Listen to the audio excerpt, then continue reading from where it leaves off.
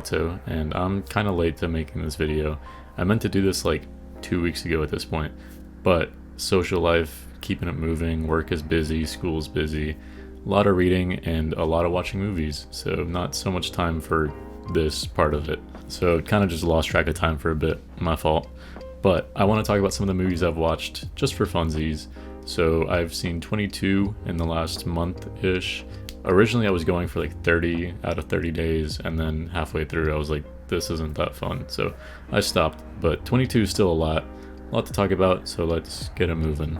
Okay, so instead of just talking at the camera for I don't know how long and being like, this is the movie I watched, I'm going to, drumroll please, make a tier list, and then also mute my mic for the rest of the video and film the whole thing and go to edit it and then realize my mic was muted.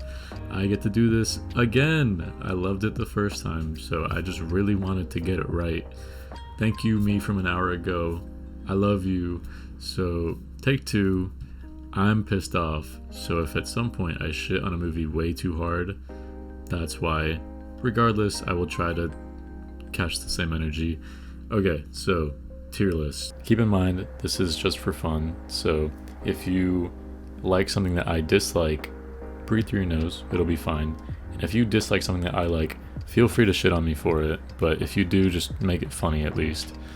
Anyways, starting off, we have Chungking Express, which was my first Wong Kar-wai film, and I enjoyed it. I see the appeal, I get what the hype is about, what the buzz is for his style of directing, which I saw in a review described as shoegaze cinema, and 100% agree.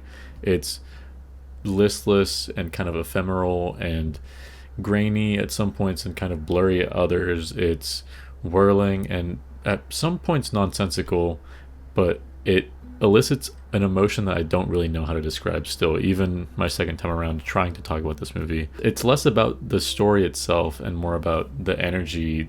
The story itself just revolves around the love story of two police officers, which, as I say that out loud. Anyways, so it's these two police officers and them falling in love and what that means for both of them, whether it's like unrequited or whether it's more than they bargained for or less, depending. It's good. I don't really know how to like describe the plot of this, since it's kind of not the point of the movie. It was really cool. It was dreamlike. It was hypnotic. I'm remembering more and more as I talk about it. Okay, I just remembered how good California Dreamin' is. God bless. I don't know. I'm conflicted because on one hand, while I was watching it, there were points where I was like, I don't really care about what's happening. And on other hands, I don't know how many hands I have, but on another one of them, I was like, this movie is really pretty. And I kept thinking that a lot. So I enjoyed this. For context, I would say like C is average, B is good, A is great, and then S is, I don't know, S perfect, great, amaze balls, awesome sauce or something. S is for swag, maybe. This was a really good movie, and I enjoyed it a lot. After that, I watched Dog Day Afternoon, which is based on a true story. It's like a bank heist gone wrong, starring Al Pacino. It sounds basic, but it manages to do a lot, and it's surprisingly relevant today, both politically and politically. There's a lot of themes in this that I did not expect going into it, and ended up being pretty moving, also very funny at times, which I was surprised by, and the amount of escalation within the closed room of a locked bank, how you can introduce new characters and kind of raise the stakes of what's happening and still make you care about the people, even though it's the same room and the same people over and over. The way it's delivered, the way it's executed, really good. I enjoyed this. I don't think it's as good or lasting or as ambitious as Chungking Express, so they do feel distinct. I'm fine with this being like my standard for B tier. Good movie. Then I watched The Worst Person in the World, which I thoroughly enjoyed. The way it was shot, the way it looked, and I'm also just a sucker for depicting flawed relationships. Something about this just connected. Even though I know I'm not supposed to like any of them, I still found their situations relatable to a certain extent. Until I didn't, but that's besides the point. I really enjoyed the style of it. I'm not really sure how to describe it. It's not plotty at all. It's just character driven. It just follows the life of the main character. I don't remember what her name is, but as I'm going on about how good it is, I don't know anything about it, but it was just good. Well, it wasn't just good. It was great. Just very raw, unfiltered, very pretty to look at, and just emitted a positive energy that I recepted very well. I understand why someone wouldn't like this movie, but it was just up my alley. I enjoyed it. Some of it fell flat, admittedly, but it was engaging, it was provocative, and enjoyable. Then I watched Burning at the behest of a lot of people from the last Murakami video that I made. A lot of people told me to put this on my radar or to watch it, and I did, and understand the appeal. I'll put it that way. I expected more, but at the same time, I also expected worse. Because on one hand, I was like, this movie is either going to be amazing or it's going to be terrible. I didn't really plan for the in-between, which I think this is where it kind of falls. On one hand, is this movie doing anything new? No. If you've read Murakami specifically, it is not.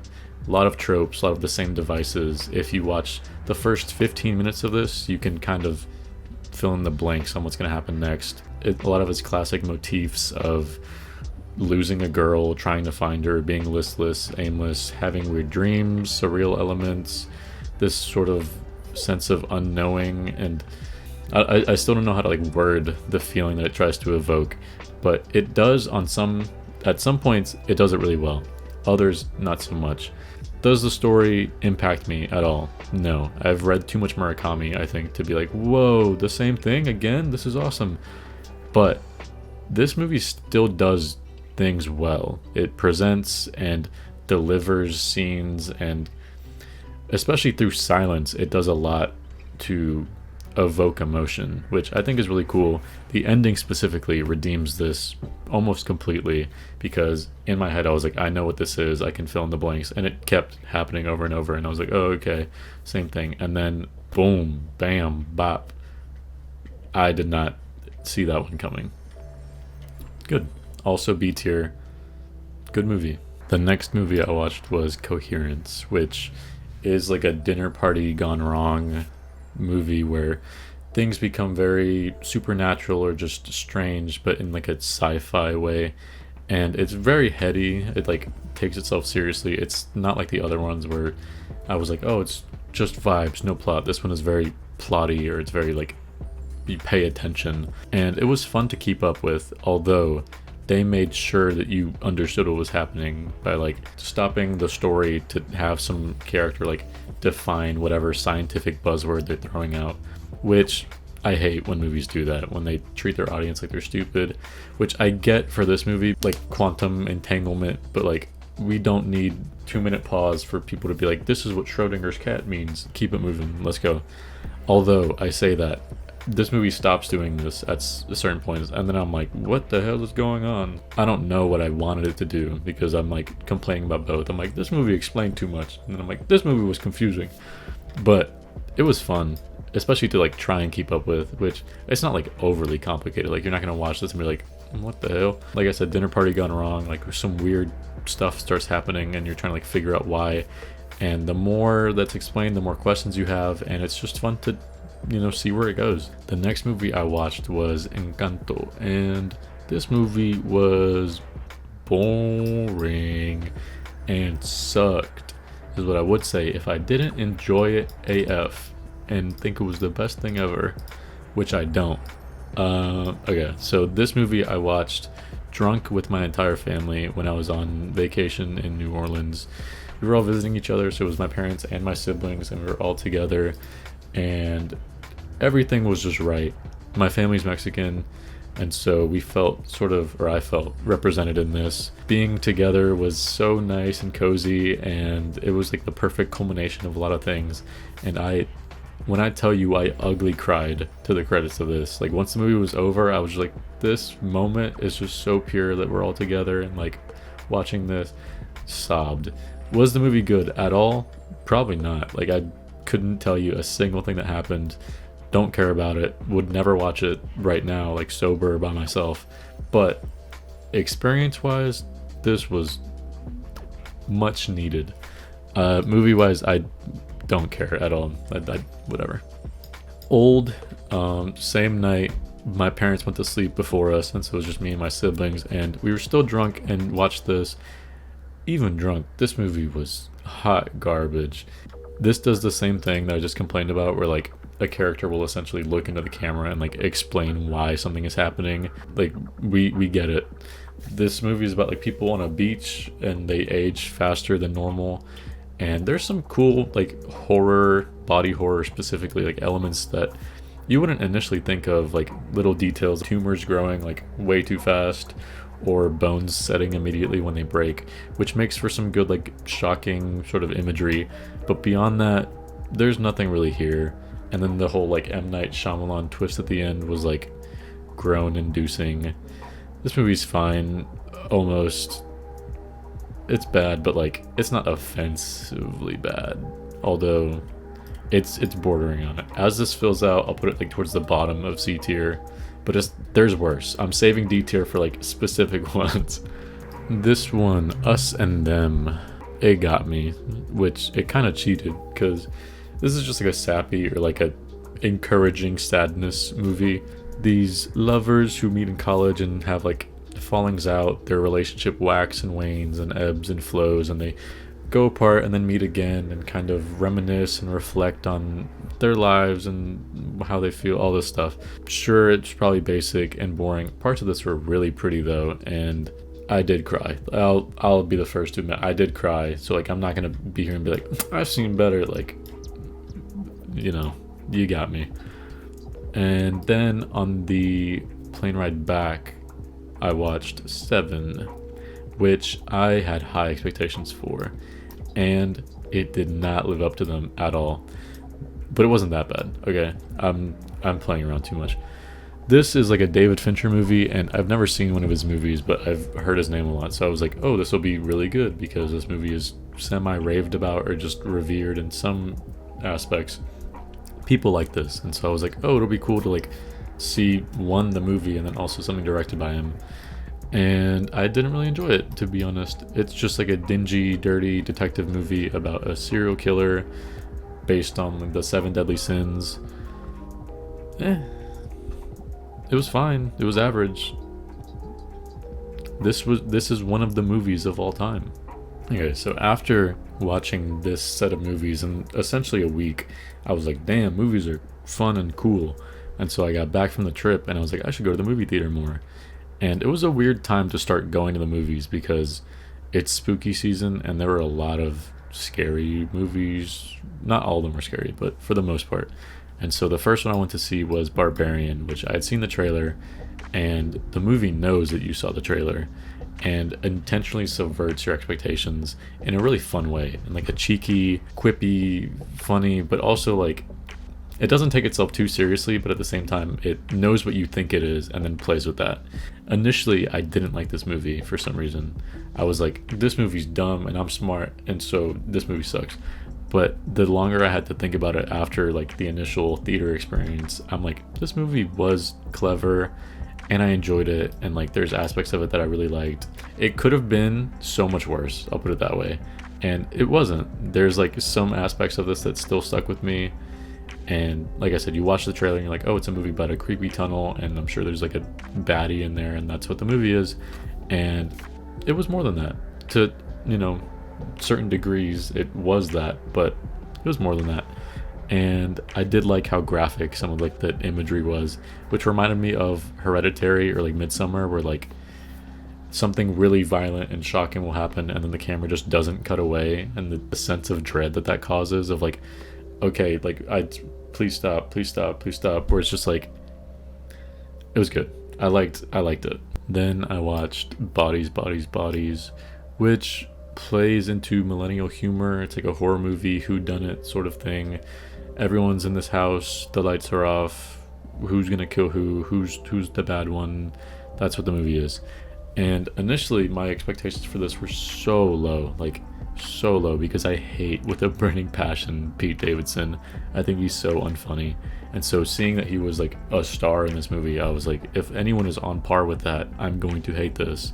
Let me go see it to laugh at it. It's not great, but let me say this. Rachel Sennott, you tried your damnedest. Hats off to you. God bless you. She's so funny. Like, she really is. She's the only redeemable thing about this movie. And did I like this movie? Not really. I like the ending, but it was whatever. Would I ever rewatch it? No.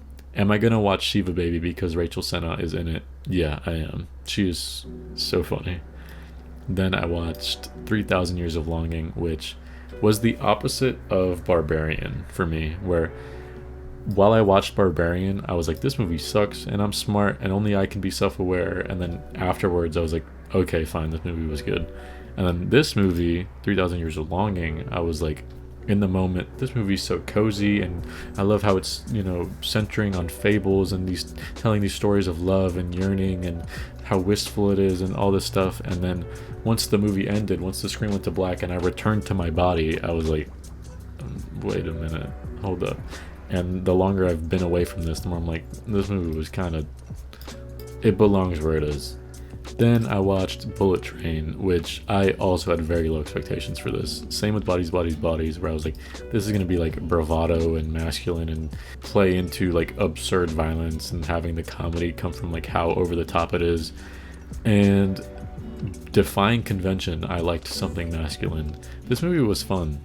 It was so fast paced, and the whole kind of boxcar mystery, but like to another level and with a different aesthetic than like period piece and having it be like assassins instead of detectives.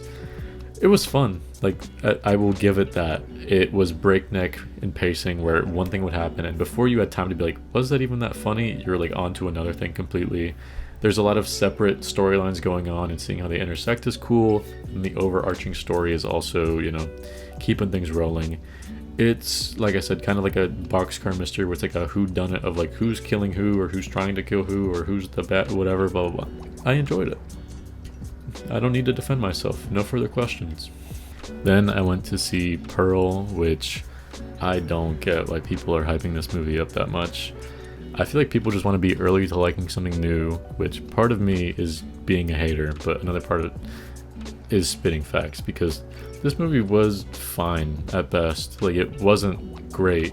The slasher aspect of this, like the horror of it, was kind of horrible. I mean, there's like one aspect, without going into spoilers, just like the family drama sort of horror there, like the domestic horror is good, but like the slasher, like literal, like, you know, murdering, what? So lame and like weak.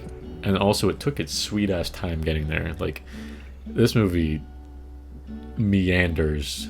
It was fine at best. There's aspects of this that I do like. I think Mia Goth acted her ass off, and the whole like there's an aspect of this where like she monologues for so long. The end credits are crazy. There's aspects of this that are good, but is the entire movie good? No, it's inconsistent and it's not that fun to watch at times. It's fine, but that's all it is. The next movie I saw was Coraline, and surprisingly it was my first time. I feel like everyone has seen this movie. Is it even considered a cult classic, or is it just a classic? This is a lot of people's comfort movie. So, late to the party, just in time, you know, the Halloween season starting. This movie was so cute. Like, so cute. Animation wise too, claymation is so cool, and like so much reverence to people who do that. And throughout the movie I was watching and just thinking about how much time went into making every scene and like every set piece, and like damn, there's so much love in this. The aesthetic of it is great. All of it, just whoa. I'm late. I'm aware I'm late. This is not breaking news, but this movie is so good. Yeah. Luckily, I don't know how, but I got to see it in theaters for the first time. There was like a screening. It was awesome. Then I watched X. Not as awesome, unfortunately. So after Pearl, I was expecting one thing, and I knew what this was beforehand, like the premise of it, like the porno slasher. And god damn, it takes its time in getting to it also, where for half the movie you're just watching people have sex, which shout out to y'all, I did not like that. And once it does get to the slasher murdering part again, instead of it being like weak, it was just like so goofy and like almost like slapstick vaudevillian, where it's like people slipping on banana peels and shit, or like Elmer Fudd kablamming someone with a shotgun. Like, if you put Looney Tunes sound effects over these deaths, it would not break your immersion at all. It's like people stepping on nails and like getting hit in the face with like a rake or whatever, one by one, people wandering out alone, and then just like it was whatever. It was less than whatever. The first death was good, cool, like it got me, and I was like, oh, let me sit up real quick, there's a movie happening. And then it just kind of continues down a hill. I'll watch the third one though. Like, at this point I have to, even though I feel like they're kind of just average, not that great either of them. But I'll watch. Was it Maxine with like 3 X's? Anyways, the next movie I watched was Blood Simple, which is the Coen brothers debut, I'm pretty sure. This movie was kind of boring, not literally, but physically. I tried watching this like 3 nights in a row, and every night I fell asleep to it. I think because there's so much silence and so much exposition in terms of like ambience, where a lot of the time all you can hear is like cicadas and like people grunting, really long shots of the post moment of violence, where like, let's say there's like a gunshot, and then it'd be like 3 minutes of someone dragging a body. It builds a lot of tension, but it's pretty drawn out. And like I said, I fell asleep 3 times, which I'm not dogging the movie. I'm not being like, oh, if you fall asleep to a movie, that movie's terrible. But 3 times, like 3 times. Anyways, I did like it. I would just put it like towards the bottom of B tier. I can't in good faith put it higher than that. It's good, but at the same time, like, we're pushing it. Like, we're flirting with the edge here.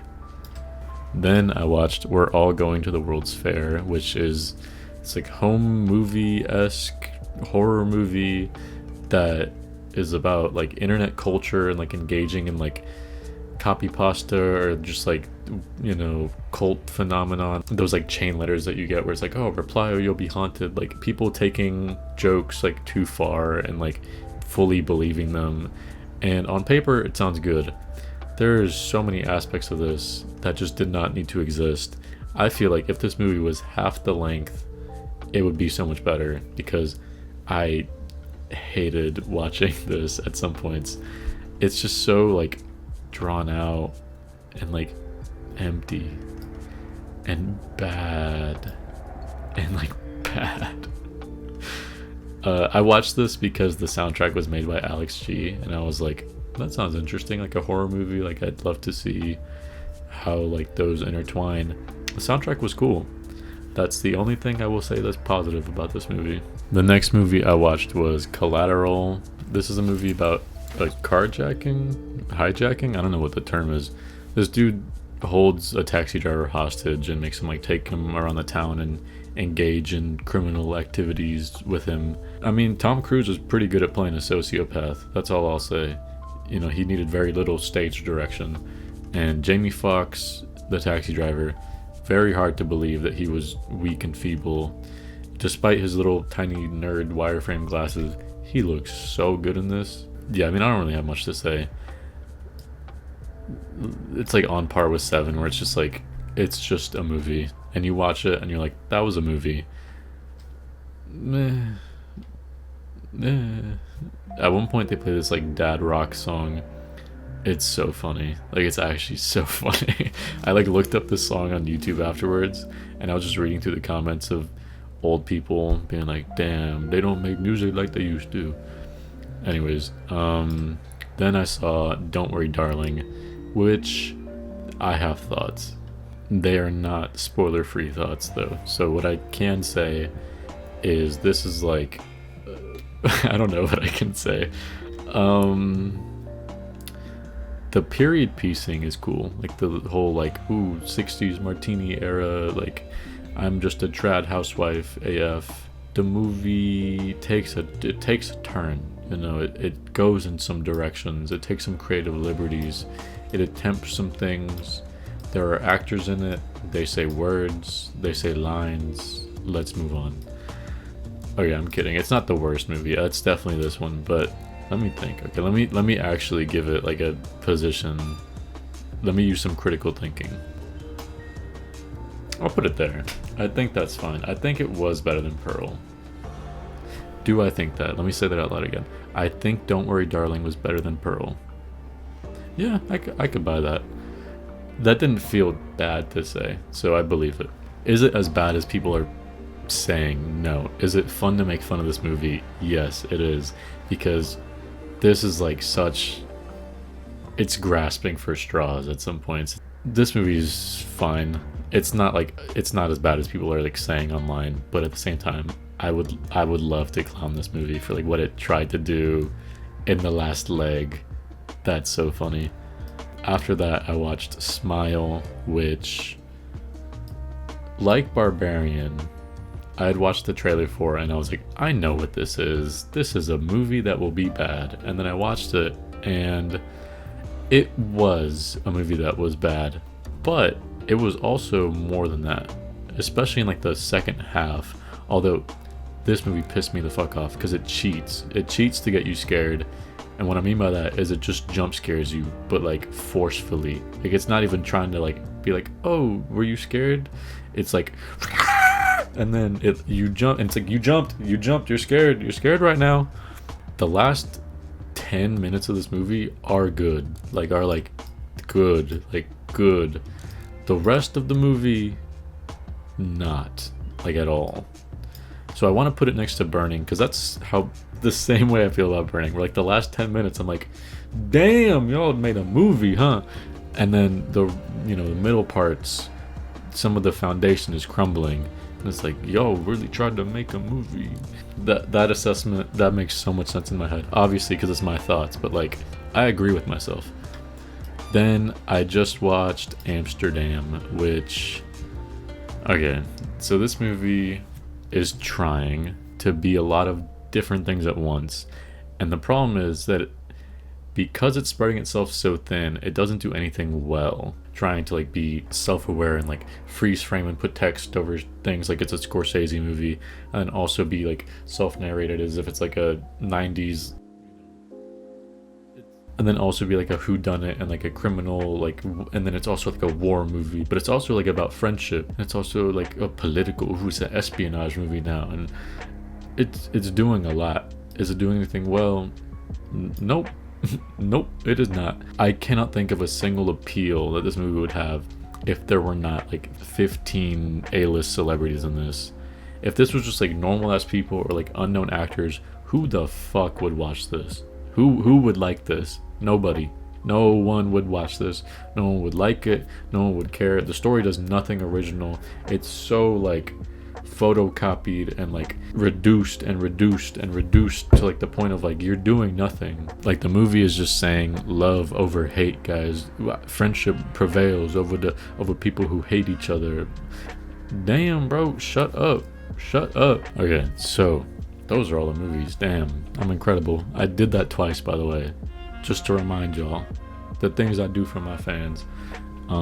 Anyways, looking at the list, do I have any second thoughts? Yes, I'm looking at Bullet Train. You're too high up there. Definitely it should be in B tier, below Dog Day Afternoon. I feel like this is like my baseline for like, this is a good movie. I enjoyed this movie and it was good. And then, so maybe like this, honestly, because I keep talking about this movie. Let's see. Coraline was definitely the best thing I watched last month. The Worst Person in the World, Chungking Express, and Us and Them all got me in some sort of way. Coherence was fun. Dog Day Afternoon was just entertaining and had a voice outside of the story. Also, Al Pacino is looking good in this movie, just by the way. Barbarian and Bullet Train were fun. Smile, let's see, is this order good? The ending of Smile was honestly good. Like, if y'all have seen it, that shit kind of went crazy. If I put Don't Worry Darling above 7, I'm going to alienate some of my audience and then also gain some allies. Fuck it, I'll just let that one rock. and then everything below that is like lesser distillations of a movie where like it failed in some aspect.